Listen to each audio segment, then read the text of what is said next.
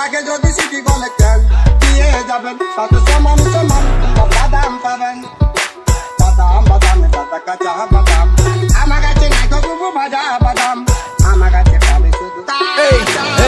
কাঁচা বাদাম ট্রেন্ডিং এ পুরো ভাইব ভাইব শুনে নাচে যুবতী কিন্তু ডাকে ভাই ভাই জানি না আমায় ভাবে নাকি নিজে সাই তাই আর চোখে দেখে তবু কথাই বলে লাই ভাই